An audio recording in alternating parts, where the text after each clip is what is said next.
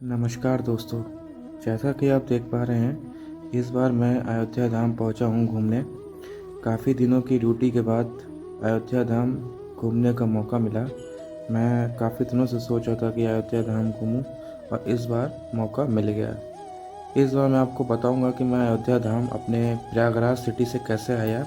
हालांकि पूरे इंडिया के किसी भी स्टेट या किसी भी सिटी से आप अयोध्या धाम जंक्शन पहुंच सकते हैं। कनेक्टिविटी बहुत अच्छी है। अयोध्या धाम में मेजर स्टेशन जो है वो अयोध्या कैंट है, जहाँ तक मैक्सिमम ट्रेनें आती हैं, और बहुत लिमिटेड ट्रेनें हैं जो अयोध्या धाम तक आती हैं। अयोध्या कैंट आने के बाद आप वहाँ से ऑटो और टैक्सी से भी अयोध्या धाम आ सकते हैं। बट अयोध्या धाम आप जब ऑटो और टैक्सी से आते हैं तो आपको पुलिस वाले बहुत पहले ही रोक देते हैं।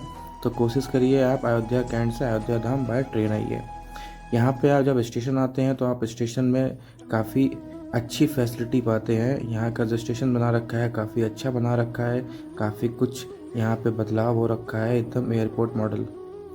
और उसके बाद जब आप स्टेशन से बाहर निकलते हैं तो कुछ वॉक इन डिस्टेंस के बाद आपको बैटरी, ई रिक्शा, बहुत सारे मोड ऑफ ट्रांसपोर्टेशन मिल जाते हैं, जिससे कि आप तीर्थ स्थल पहुँच सकते हैं। बेसिकली अयोध्या धाम में बेसिकली घूमने के लिए मेजर 3-4 जगह हैं। लेकिन सबसे पहले आप लता मंगेशकर चौक पहुंच जाइए ई रिक्शा से या किसी भी अपने साधन से। यहाँ पे आपको खासकर बहुत ही फेमस यहाँ के जो ई रिक्शा हैं, जैसे कि जिसको बोलते हैं तीर्थ रिक्शा, जिसको एक तरीके के पूरे तीर्थ टाइप के होते हैं, वो रिक्शा आपको मिलता है, जिसको आप पकड़ के 20-25 रुपये किराया दे के सीधा नया घाट जा सकते हैं। नया घाट ही लता मंगेशकर चौक के पास है। लता मंगेशकर चौक, जिसको वीणा चौक भी बोलते हैं, वहाँ से आप नया घाट जाके वहाँ आप सरयू माता नदी की पे स्नान कर सकते हैं। ये देखिए, जैसे मैंने दिखाया आपको, ये कई सारे तीर्थ बैटरी रिक्शा चल रहे हैं। यहाँ से मैं तो स्टेशन से पैदल ही गया था, क्योंकि वहाँ से 2 से 3 किलोमीटर दूरी है, और 2 से 3 किलोमीटर दूर चलते चलते मैं आ गया लता मंगेशकर चौक या कि वीणा चौक। यहाँ वीणा चौक सबसे पहला दर्शन स्थल यही है। यहाँ पे आने के बाद आप आके यहाँ राम की पैड़ी में नहाइए, जो कि सरयू माता नदी के जस्ट लेफ्ट साइड है और उसी से कट के बना हुआ है।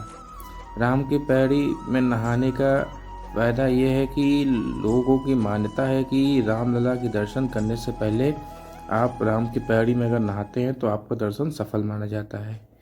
राम की पैड़ी में नहाने का एक और महत्व है कि यहाँ पे कई सारे जैन के बड़े बड़े तीर्थ साधु संत नहाते हैं। तो मैं भी यहाँ पे राम की पैड़ी में नहा के अपने आप को सौभाग्यशाली माना, और फिर यहाँ से मैं चल पड़ा सीधे अपने दूसरे मंजिल की ओर, जो कि है हनुमानगढ़ी। आप देख सकते हैं कैसे सरयू माता नदी को काट के एक बड़ा अच्छा सा घाट बनाया गया है, जो कि कभी कभी शाम को यहाँ पे बहुत अच्छा म्यूजिकल फाउंटेन भी होता है।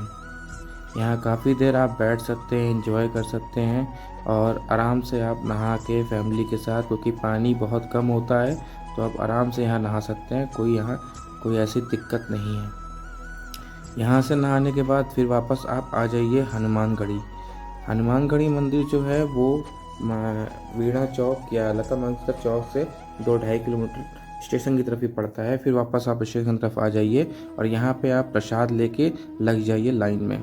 हालांकि जब मैं पहुँचा था उस समय लाइन इतनी लंबी नहीं लगी थी, नहीं तो अगर आप पीक सीज़न में आते हैं या सैटरडे संडे आते हैं वीकेंड में, तो आपको यहाँ काफ़ी लंबी लाइन देखने को मिलती है, क्योंकि ये बहुत प्राचीन मंदिर है अयोध्या का। तो यहाँ पे बहुत सारे श्रद्धालु और बहुत सारे हनुमान जी के भक्त आके यहाँ दर्शन करते हैं। मेरा नंबर 10 से यहाँ दर्शन कर पाया। यहाँ पे जब आप दर्शन करते हैं तो आप देखते हैं कि हनुमानगढ़ी मंदिर की जो प्राचीनता है और यहाँ के जो हनुमान जी हैं वह बाकी काफ़ी भव्य हैं। फिर यहाँ से मैं खा पी के अपना निकल गया रामलला दर्शन करने। रामलला दर्शन में भी वही सेम सीन है। यहाँ पे भी आप अगर वीकेंड में आते हैं या पीक सीजन में आते हैं, जैसे रामनवमी या दशहरा या दीपावली के टाइम पर, तो आपको काफ़ी यहाँ भीड़ देखने को मिलती है। बाकी नॉर्मल डेज़ में आपको यहाँ इतनी भीड़ नहीं मिलती है। ये देखिए, आप लाइन में ऐसे लग के आप सीधे राम जन्मभूमि पहुँच जाते हैं। यहाँ पे प्रतिबंधित सामान भी बहुत सारे जिनको आप ले जा सकते हैं, नहीं ले जा सकते हैं, वो मैं आगे आपको बताता हूँ। सिक्योरिटी चेक्स भी यहाँ पे कई सारे हैं और होना भी चाहिए, क्योंकि ये डिस्प्यूटेड और सेंसिटिव एरिया है, तो उस हिसाब से उस लहजे से सिक्योरिटी चेक्स होने चाहिए।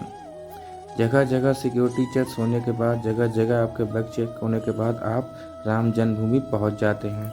जब आप पहला दृश्य राम जन्मभूमि का देखते हैं, वाकई में ये आपका दिल एकदम गदगद कर देता है।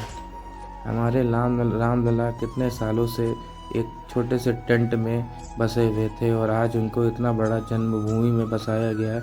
सच में ये हिंदुओं के लिए बहुत गौरव की बात है।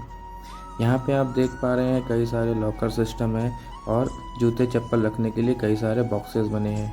क्योंकि यहाँ पीक सीज़न में लोग बाहरी मोबाइल जमा करवा देते हैं, बट आज क्योंकि भीड़ कम थी तो हमारे मोबाइल और कई सारी चीज़ें अंदर जाके जमा हुई। अंदर भी लॉकर सिस्टम बने हुए हैं, बाहर भी लॉकर सिस्टम बने हुए हैं। भीड़ को देखते हुए तो हमारे जो इलेक्ट्रॉनिक्स गैजेट और जो भी इलेक्ट्रॉनिक्स इक्विपमेंट से सारे लॉकर में अंदर जमा हुए, ये आप देख पा रहे हैं। इतने सारे लॉकर्स यहाँ बने हुए हैं। लॉकर्स की सुविधाएं बहुत सारी हैं, तो परेशान होने की ज़रूरत नहीं है। आराम से आइए, अपने सारे electronics gadget, Bluetooth, earphone, mobile, laptop, even bike की और कह सकते हैं कार की, ये सब भी जमा होते हैं। पर्स वर्स आप ले आ सकते हैं, पर्स वर्स में कोई दिक्कत नहीं है। बाकी सारी चीज़ें आप यहाँ जमा करवा दीजिए। ये देख लीजिए क्या चीज़ें ले जा सकते हैं, क्या चीज़ें नहीं ले जा सकते हैं। क्योंकि मैं अंदर मोबाइल नहीं ले जा पाया था और ले जाना सही भी नहीं है, तो वहाँ से दर्शन करने के बाद फिर मैं बाहर आ गया। बाहर यहाँ पे बहुत अच्छी व्यवस्था बनाई गई है बैठने के लिए। आप बैठ के यहाँ पे आराम कर सकते हैं। और जब आप अंदर दर्शन करने जाते हैं, यकीन मानिए जब आप पहली बार रामलला को देखते हैं, आपका दिल गदगद हो जाता है। बहुत ही गौरवान्वित बात है हिंदुओं के लिए। सच में इतना भव्य दर्शन, इतने भव्य हमारे राम जी को देख के मन एकदम गदगद हो जाता है। यहाँ से आप अपना सामान लेने के बाद सीधे बाहर निकल जाइए, क्योंकि यहाँ पे अभी भी कंस्ट्रक्शन का काम चल रहा है, तो जगह जगह आपको कंस्ट्रक्शन के यहाँ पे साइट्स दिख रहे होंगे। यहाँ पे आप सीता माँ की रसोई आ जाइए, जो कि थोड़ी दूर पे है एग्जिट पॉइंट से, और यहाँ अपना प्रसाद ग्रहण कर सकते हैं, जो कि निःशुल्क है। फिर उसके बाद वहाँ से आप दोबारा लता मंगेशकर चौक आ जाइए, जहाँ से आप नहाए थे। वहाँ मेन सरयू नदी के पहाड़ पर, जो आप पहले आप गए थे वो राम की पैड़ी थी, थोड़ी दूर पे ही माता सरयू नदी का घाट है। वहाँ आके अपना सीट ले लीजिए और कोशिश करिए 6 बजे से पहले आने की, क्योंकि यहाँ 6 बजे 6:30 बजे से आरती शुरू हो जाती है। आरती की तैयारी 6 बजे से होती है और पौने 7 बजे से आरती स्टार्ट होती है। लेकिन ठंडियों के सीज़न में यहाँ 6-6:30 बजे आरती स्टार्ट हो जाती है। क्योंकि यहाँ पे आपको जगह मिलेगी नहीं, तो कोशिश करिएगा थोड़ा जल्दी आने की। और आरती आप आधे घंटे यहाँ बैठ के सुकून के साथ सुनिए, बहुत ही अच्छा लगता है, बहुत ही भव्य लगता है। ऐसा लगता है जैसे किसी पावन धरती पे आके दिल प्रसन्न हो गया।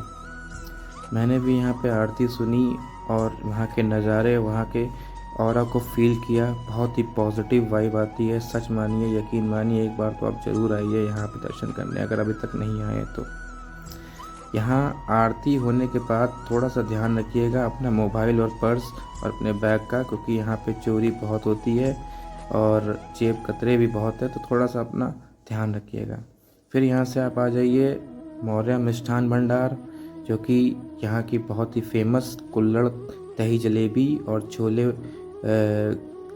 समोसे प्लस छोले खस्ते बहुत फेमस है। देख रहे हैं आप यहाँ की भीड़, बहुत भीड़ रहती है। ये तो नॉन पीक सीजन है तब ये हालत है। यहाँ सीएम योगी भी आते हैं खाना खाने। क्योंकि मेरे पास समय था और मैं आज रुकने वाला था, तो मैंने एक बार फिर से शाम को भी रामलला के दर्शन कर लिए। और मैं आपको दिखाता हूँ ये शाम के टाइम पे कितना प्यारा लगता है जब यहाँ लाइटिंग चालू हो जाती है। क्योंकि अभी यहाँ पे बन रहा है, अभी भी कई सारी चीज़ें यहाँ बनी नहीं है। धीरे धीरे इमारतें बन रही हैं, धीरे धीरे कंस्ट्रक्शन का काम लगा हुआ है, तो इसलिए बहुत सारी चीज़ें अभी अंडर कंस्ट्रक्शन है। देख रहे हैं आप कितनी प्यारी लाइटिंग है। मुझे तो 2 बार सौभाग्य मिला रामलला के दर्शन करने का, क्योंकि वो पास ही में पड़ता है। फिर यहाँ से आप निकलने के बाद अपने ठहरने की व्यवस्था देखिए। मैंने तो बिरला सदन में अपने ठहरने की व्यवस्था देखी, और बिरला सदन एकदम राम जन्मभूमि के सामने है, तो आपको कोई दिक्कत नहीं होगी। अगर आप भी अकेले आ रहे हैं या ग्रुप में आ रहे हैं तो आप यहाँ यकीन मानिए ठहरिए, बहुत ही उत्तम व्यवस्था है, साफ़ सुथरी व्यवस्था है और बहुत ही चीप रेट पे है। बिरला यात्री सदन में आपको पर बेड का किराया 100 रुपये चार्ज किया जाता है, बट अगर आप पीक सीजन में आते हैं तो बताते हैं यहाँ 250 से 300 रुपये तक भी बेड का किराया जाता है। क्योंकि ये डॉर्मेट्री सिस्टम है तो यहाँ पे महिलाएं और पुरुष दोनों के अलग अलग बेड सिस्टम बने हुए हैं। यहाँ पे आप सुबह और शाम को 40 रुपये में भरपेट भोजन भी कर सकते हैं, जो कि कई सही में बहुत ही चीप है बाकी सब जगह से। मैंने यहाँ पे 40 रुपये में डिनर किया और बहुत प्यारा डिनर था। पूरी सब्जी रोटी और चावल, ये देखिए भोजनालय इनका साफ़ सुथरा हाइजीनिक के साथ। फिर इसके बाद आपको जो डॉर्मेट्री मिलेंगे, ये डॉर्मेट्री आपको ऊपर चढ़ के जाके मिलेंगे। ऊपर थोड़े से चढ़ने के बाद आप देखिएगा आपको 2 अलग अलग पुरुष के अलग, महिलाओं के अलग कंपार्टमेंट मिलेंगे, जहाँ पे 50 से 60 बेड की व्यवस्था कर रखी हुई है। पुरुषों के बेड में लॉकर सिस्टम और महिलाओं के बेड में भी लॉकर सिस्टम दे रखा है। चाबी ताला लाने की ज़रूरत नहीं है, यहाँ पे आपको इंटरलॉकिंग वाला लॉकर सिस्टम दे रखा हुआ है। यहाँ पे आके आप बढ़िया आराम कर सकते हैं। इनके यहाँ कंबाइंड अटैच लैट्रिन बाथरूम है, जिसमें इंडियन स्टाइल और वेस्टर्न स्टाइल दोनों हैं। हाँ, एक चीज़ और है, यहाँ एसी नहीं है, केवल फ़ैन की पंखे की हवा में आपको वक्त गुजारना पड़ेगा, तो थोड़ा इस चीज़ का ध्यान रखिएगा।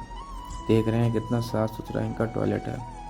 तो यहाँ पे आप रुक के अगले दिन का भी आप व्यवस्था कर सकते हैं घूमने की। मैं यहाँ रुका था और मैं अगले दिन फिर मैं दशरथ महल और जानकी महल घूमने गया था, जिसका वीडियो मैं आपको अगली बार दूंगा।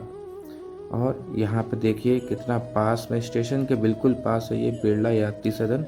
आप भी चाहें तो यहाँ पे आकर रुक सकते हैं, मैं आपको इनका नंबर डिस्क्रिप्शन में दे दूँगा। तो ये रही मेरी अयोध्या की जर्नी, और यकीन मानिए अयोध्या की जर्नी आप एक दिन में आराम से पूरा कर सकते हैं। सब तीर्थ स्थल आपके अयोध्या धाम जंक्शन के पास हैं। तो इसी के साथ दोस्तों, जय श्री राम।